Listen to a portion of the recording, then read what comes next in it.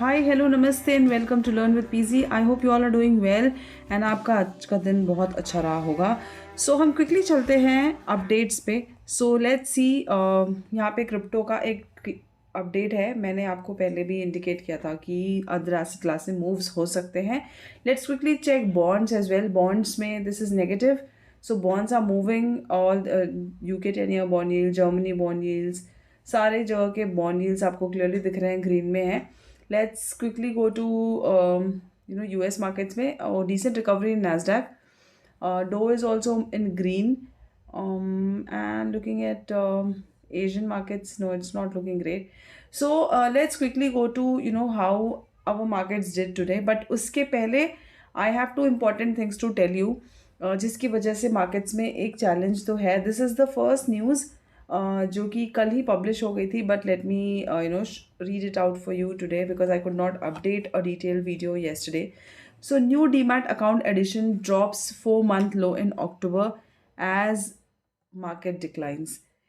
अभी 2020 के बाद से it was very easy, people thinking that making money is quite easy in markets, और कंटिन्यूस ये जो पैसा है ये स्टॉक मार्केट्स में आ रहा था। तो अभी जो थोड़ा ट्रेंड है एक सेफ एसेट में ड्रॉप करने का, जो अमाउंट है दैट इज़ काइंड ऑफ और अ बिट इंक्रीजिंग। जो डीमैट अकाउंट एडिशंस हैं वो थोड़े लो हुए हैं.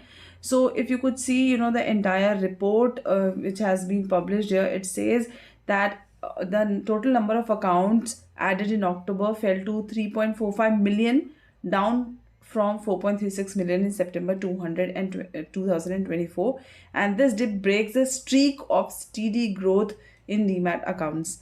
मतलब ये इसका एक कंक्लूजन ये निकल के आ रहा है कि शायद इन्वेस्टर्स जो हैं करंट मार्केट कंडीशंस या सेंटिमेंट्स के कारण अपना जो मनी शिफ्टिंग है वो डेट एसेट्स में ज़्यादा करना चाह रहे हैं rather then in stock markets. Second thing is, एक पहले से ही आपको पता था कि जो हमारे एक्सपायरीज़ हैं, जो वीकली एक्सपायरीज़ हैं, दैट इज़ गेटिंग चेंज्ड, और वो नहीं होने वाला है अब. जैसे पहले होता था मिड कैप और बैंक एक्स और ये सारी एक्सपायरीज जो वीकली होती थी दैट आर गेटिंग क्लोज. सो अभी जो हमारी कल लास्ट एक्सपायरी है वो है फिन निफ्टी की 19 नवंबर 2024, और इसके बाद ये सारी जो एक्सपायरीज हैं वो हो जाएंगी monthly. So only Bank Nifty, only Nifty and Sensex remains for the weekly expiry. Rest everything, Bank Nifty, Mid Cap Nifty, Fin Nifty, everything will go for a monthly expiry. So इसकी वजह से भी थोड़ा impact है that we are not able to have that kind of liquidity in markets. और so let's quickly go to Bank Nifty. Bank Nifty का ये chart है और यहाँ पे 15 मिनट्स टाइम फ्रेम पे आपको लेवल्स ऑलरेडी मार्क किए हुए हैं. So what I'll do is I'll delete everything and I'll just try and explain this to you on a bigger time frame so that this may help. So ये है हमारा daily time frame and as mentioned daily time frame पे we are already below the important levels which is, I'll redraw that for you.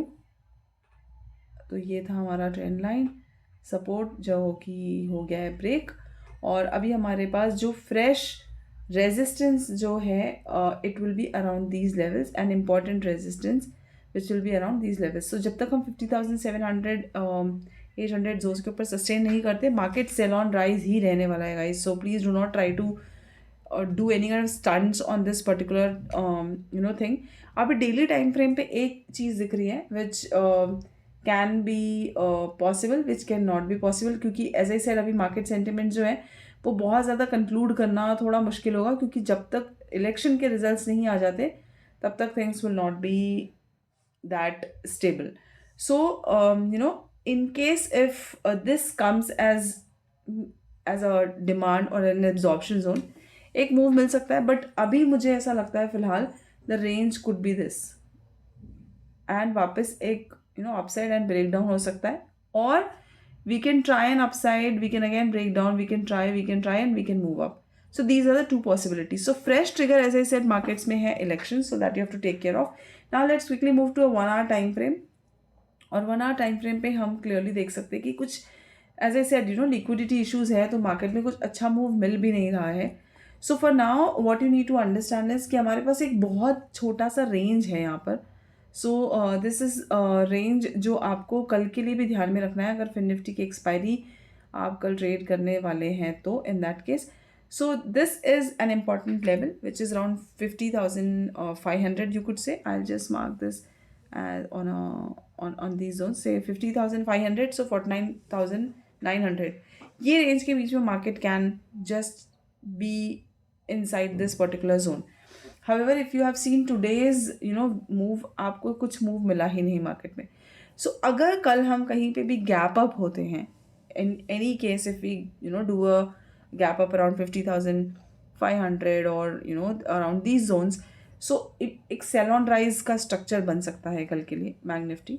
However अगर हम कहीं का gap down होते हैं या फ्लैट ओपन होते हैं, so we can look for a short covering. Let's say अगर हम कहीं यहाँ ओपन होते हैं या फिर हम कहीं इधर ही ओपन होते हैं, सो ये रेंज की प्राइस एक्शन को देखने के बाद you can try for a long position.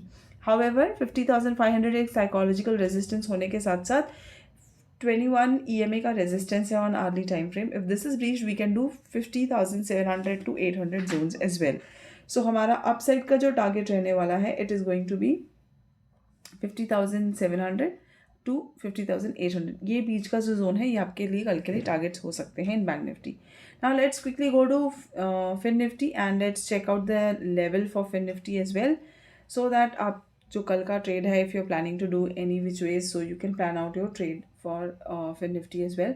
So 1 hour chart देखने के पहले I will quickly go to a 4 hour chart and let me try checking out कि 4 hour चार्ट में कैसा ट्रेड कैसा चार्ट प्ले बन रहा है. सो ऑलराइट, सो यहाँ पे there is a quick and a clear understanding that ये वाले जो जोन है 23,324, this could act as a resistance. If this is breached तो हमारे पास एक क्विक टारगेट मिल सकता है हमको on the upside which is around these Jones